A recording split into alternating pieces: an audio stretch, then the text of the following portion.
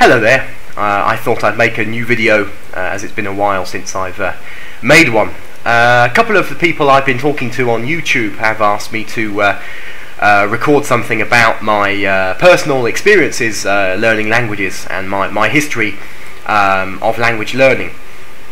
So I thought I'd talk a little bit about that. I'm not a great fan of talking about myself, but I'll try and give a little bit of an overview just for the purposes of interest. I started learning French when I was about 9 years old, and I was very lucky to go to a school where languages were taught from quite an early age. So I had my first French lessons were when I was around about 9 years old, and I was taught by a guy called Charles Phillips, who was a French teacher in the school where I was a pupil. So I was in this school for around about 2 years, after which time I left the school and moved on to secondary school.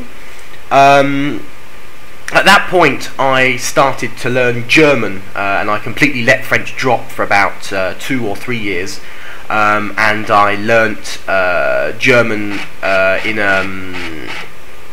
in my secondary school.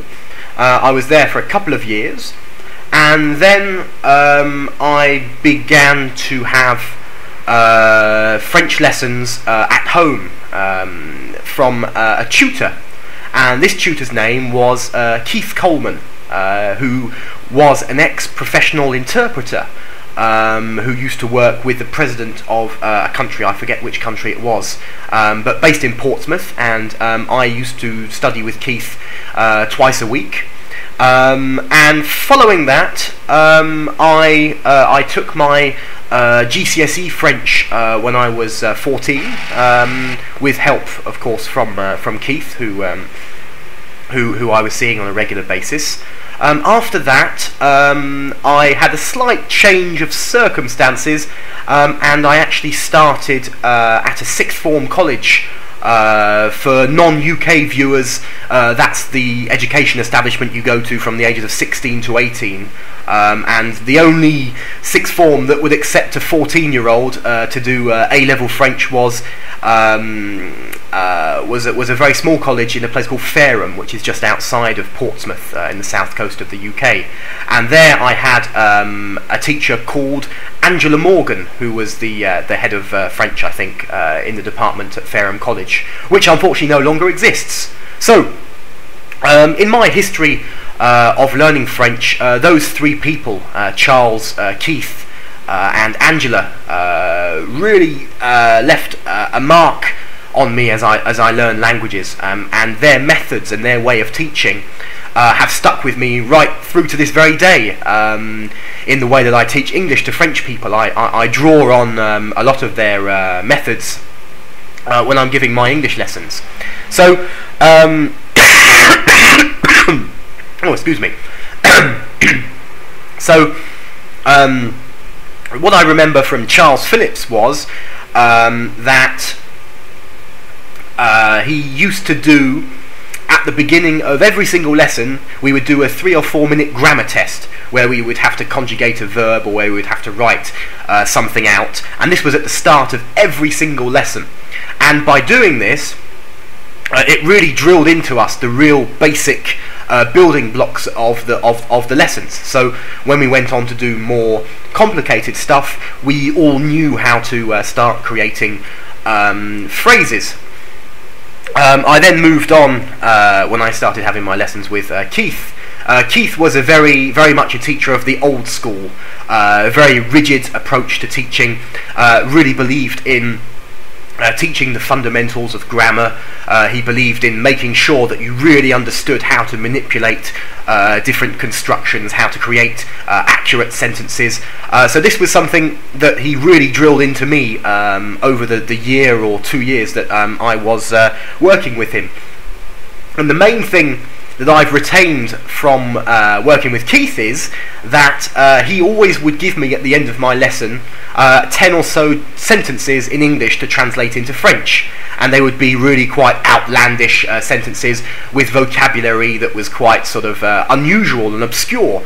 But what it did was it trained me how to go off and find my own expressions and work them into my own sentences. So he really instilled in me the importance of self-study and working by yourself to learn the language.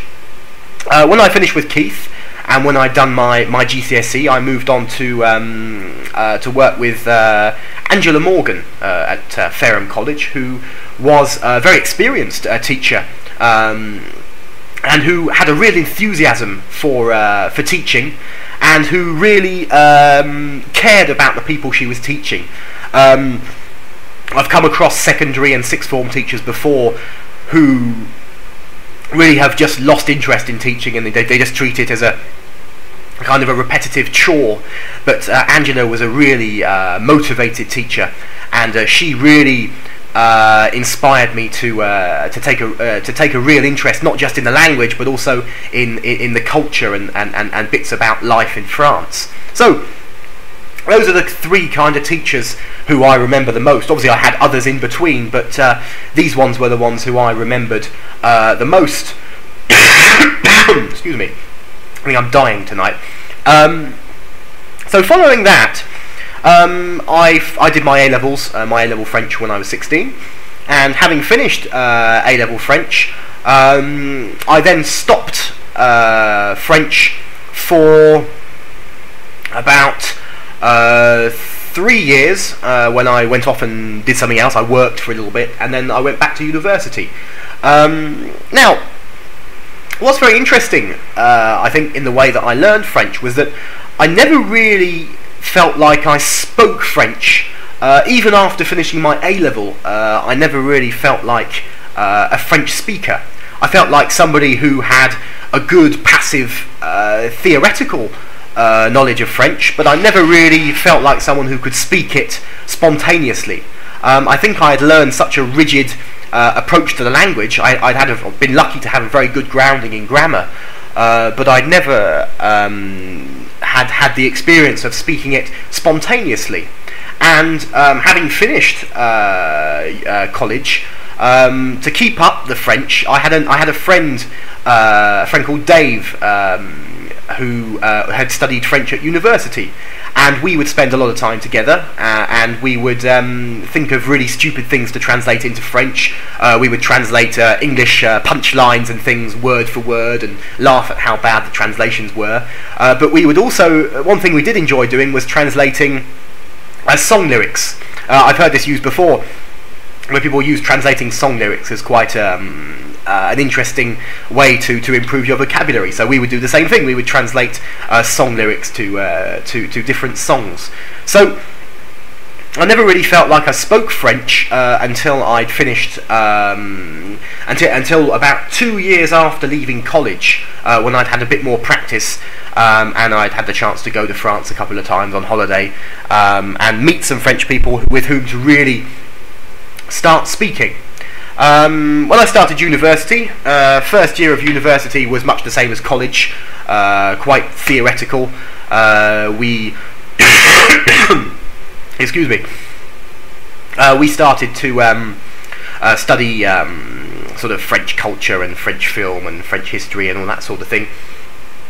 And then after my first year of university, I went and worked in a call centre. I worked in a call centre for the AA, not Alcoholics Anonymous, the Automobile Association, where we dealt with English people breaking down in France. And that was when I really started to realise what was necessary to speak French spontaneously.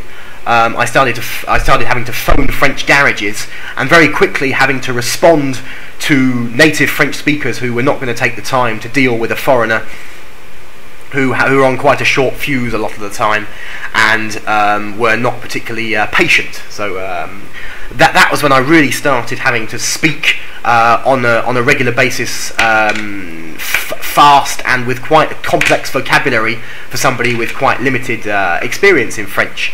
After that, went back to university and started to spend a lot more time being taught by my favourite university lecturer in university called Eric, who was a really laid-back teacher. Probably, if he was any more laid-back, he'll probably be horizontal. So he was not like the stereotypical French lecturer, and he really was open to talking about slang, and was not offended if we used French swear words, and if we started to talk about sort of controversial topics. So we had a lot of fun learning with Eric. So I suppose having been really lucky to have a solid grounding in passive French, I was sort of, I suppose, grateful to Eric and my experience at the AA to really start to come out of my shell, I suppose, and start to speak more spontaneously. So that's a little bit about my history of learning languages, or learning French anyway. If you ask me what my method is for learning languages, I really couldn't tell you. I'm afraid I can't detail any kind of real method. I have just been lucky to be able to remember quite a few expressions, and also I suppose I am very interested in the language, and when I was learning, I was always pestering foreigners to speak with me, foreigners or French people to speak with me and practice. Every second I got, I was always trying to find someone to speak to. And so yes, so that's really my method. But one thing I can say is that most of the expressions I know in French, I can go back in my memory and I can tell you which teacher told me how to use that expression and when. I can tell you where I learned certain expressions, I can tell you why I learned the expressions, and I suppose those images have really helped them to stick in my head. So unfortunately I'm not going to be able to give you much in the way of language learning techniques like Luca and Richard and various other people are able to, because I just don't know how I learn languages. I just kind of learn them, I suppose. So there we go, a little video about my language learning experiences. I hope you enjoyed it, and feel free to send me a message or leave a comment. Thanks very much. Bye.